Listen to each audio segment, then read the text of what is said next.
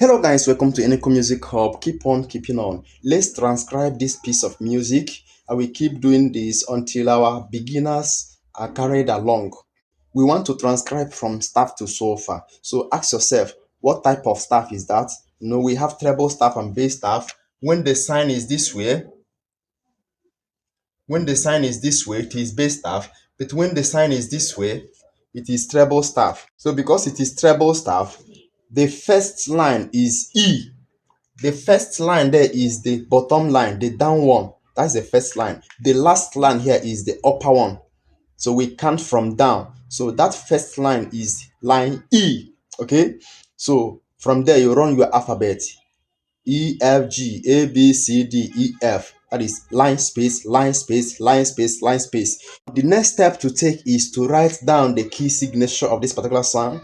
Now, as you can see, the number of sharps on the beginning of the staff indicates the key of the particular piece of music. So with this number of sharps, how do we know the type, the particular key of this particular piece of music? What we do is we look at this guide. This is the elementary guide for key signatures. Whenever sharp sign are on the beginning of the staff, look at this. This will help you. This will guide you. What is the key of this music? We can't go one, down, two, and we stop. You stop at number three because we have three sharp signs here. Stop at number three. Go down and. What is the letter for and? First letter for and is A. So this music is written on key A. The key of this music is A major. So after that, you go for time signature. So the next step, after writing the key signature, you write the time signature, which is 3/4. This means that there must be 3 crochet beats. This upper figure indicates how many beats there must be in a bar, how many beats. Now the down figure is telling you the type of beats, whether it's going to be crochet or minim or quiver. So because 4 is under, we must have 3 crochet beats in a bar. After that, you now start transcribing. In the first bar, you will see the long rest sign. On top of it, you will see 10. Okay, before that, we have to write the tempo of this music. The tempo is allegro. Allegro is fast, quick, and lively. After that, you now look at the rest in that first bar. On top of it, you will see 10. They are telling you that you have to be silent for 10 bars. You have to be silent for 10 bars. That rest and that 10 indicates that for 10 good bars, you have to be silent. Maybe, okay, it's because that will be used for the prelude, for the orchestration. Instruments will play up to 10 bars before alto comes in. Okay, that's by the way. If you have your space, you can put that, but we are starting from the second bar. Now, in that second bar, you can see another rest sign. That rest sign is crochet rest. Okay, every musical note has a rest, meaning quiver, semi-quiver, all of them, they have rests. So this particular rest is crochet rest, and crochet is 1. So this is, you point it like this, something is off here. That is here. There are supposed to be notes here, but the nature of this music does not allow the note here. So you put your colon here. After that, you go for the first note now. That first note, see how you count it. As you can see, this music is on key A. Now, where is our do here? The first line is E. The space is F. The line is G.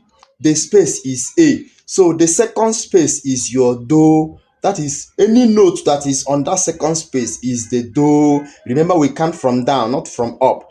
So that do, from there you run your scale down to this first note. As a beginner, this is how you do it for easy purposes. So run your scale from that second space. Do, line, T, space, la, line, so, space, fa, that ledger line. Me. Hmm? Now, as you can see, the ledger line are those short horizontal lines drawn above or below staff to accommodate notes outside staff or notes that are too high or too low. So as you can see, this note now is on C. It's on C. So it should be me. You mark down. This is crochet. As you can, that note there is crochet. Crochet looks like this, a shaded head with a stem. That is crochet. So you go forward. The next note here after the C, which is me, you go down to B, which is re. Then move down again to A, which is do. So we have something like this here. After that, you draw your bar line. After that, you draw your bar line. You go to the next bar. Now, this one now is on E. That next bar where we have glow is on E. Is on line E. So what is that line E for A? You go up again. If you are confused, go up again to that second space. You call it your do. Run it down again. That is do. Come down line T. Come down la. Then that first line. So that first line is your so. So for key A. It is your so for key A. As you can see, there is a dot on that particular note. This is called dotted note. Dot has increased that note by half. By half of that note. That note is 1. So it should be 1.5. You have to put something like this. This. So this is the half. This is the half. So you move forward. Then the other note is under E, underline E. So if E is so, that one under should be far.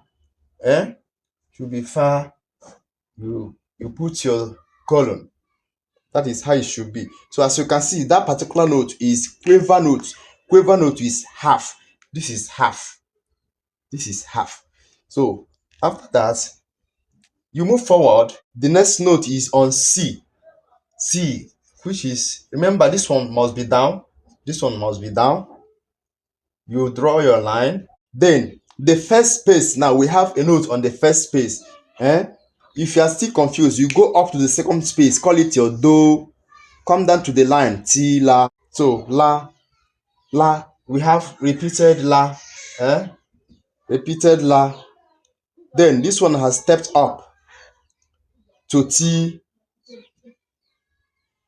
Okay, this is all about the first line.